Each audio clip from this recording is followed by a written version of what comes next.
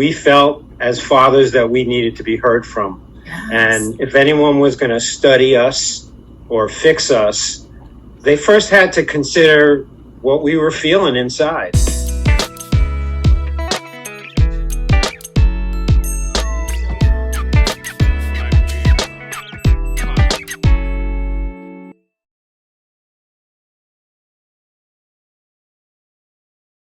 We are calling this session Fathers Are Talking, and we're talking about what does it mean for fathers to comfort in times of crisis. Before we get started, I want to introduce Executive Director of the Chester Housing Authority, Steve Fischer, who back in 2012, Steve, we held our first Fathers Are Talking conversation. You remember that?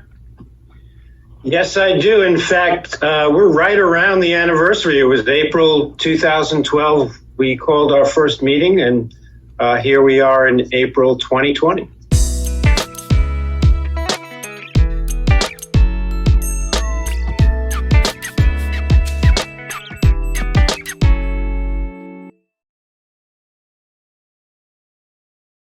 Hey, I'm Stefan Roots. I'm publisher of Chester Matters. It can be found at chesterblog.com. A father as well, and I think I was with you guys when we started Fathers Are Talking way back when.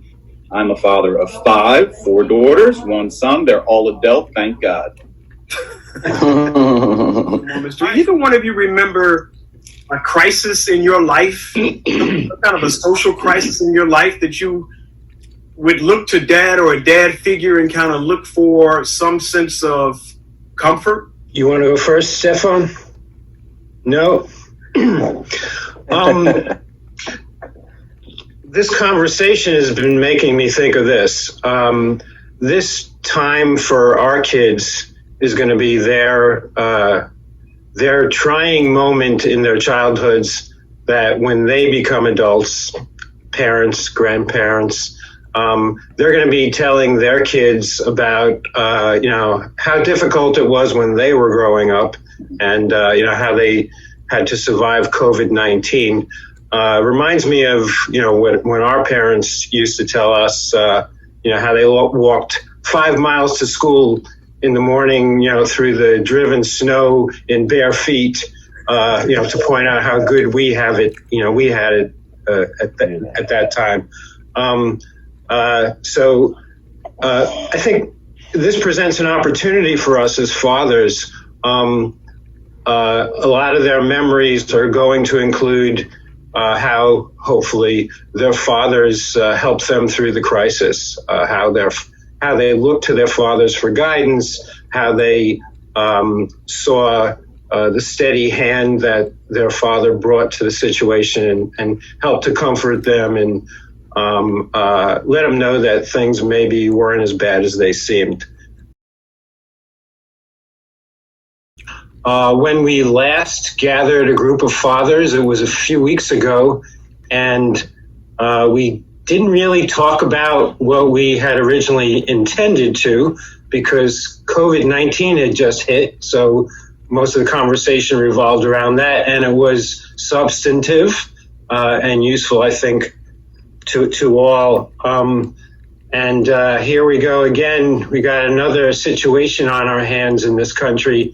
So I suspect we will not steer clear of that and address, what is going on, because it's so important. All right, so I'm going to go straight to one of the newest participants in this, a guy who's been doing fatherhood stuff since he was a father, and that would be Joe Austin. Joe, thank you for joining us, man. From a Black father standpoint, watching what's happening right now, and a lot of this having to do with a Black man, as a Black father, how do you, as Malik was saying, set the standard and say, this is what it's going to be in my house? I see what's going on out there, but this is what it's going to be in my house. How do you do that? So I'm glad you said, Black father, because I consider myself 3 different people. I'm a man, and he's thinking a whole nother other stuff, but I'm also a husband. He thinks differently, and then as a father, I'm focused elsewhere. I have a lot of boys in my house, and how do you adjust? And I'm nervous because I keep pushing for them not to be brought up angry. So as a leader in all of this and for them following me, I can't stay angry because I don't want to bring up more anger. I don't want them to come up bitter, and I'm nervous about that. I don't want them to come up hating, and I also don't want them to come up feeling sort of defeated. How do we get to this place where dads are so left out of the process? Can I respond to that? Before I do, I just want to share that one of my motivations for accepting this position, wanting the position, interviewing for it, and then accepting it once it was offered was actually a spiritual debt. I was a young father at 18 years of age. I turned 18 December 3rd, 1970, and my daughter was born December 21st. And in that relationship, getting counsel from your peers, which is just not a good thing. They said to me, don't put your name on the birth certificate because then you don't have any money, so this way they can't find you. And being young and uninformed, didn't consult elders about it. That's what happened.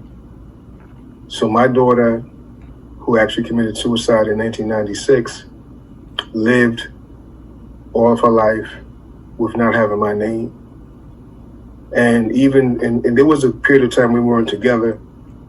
And when we got back together, I wanted to take her down to, this is in New York City, to City Hall to make it right.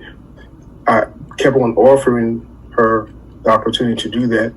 But I regret that I didn't actually say, Ty, we're going down to City Hall today to do that. I really, really regret that. So I'm saying this to say that if I can help just one man and just one family, just on that one point alone, I know it's going to have reverberations for generations to come.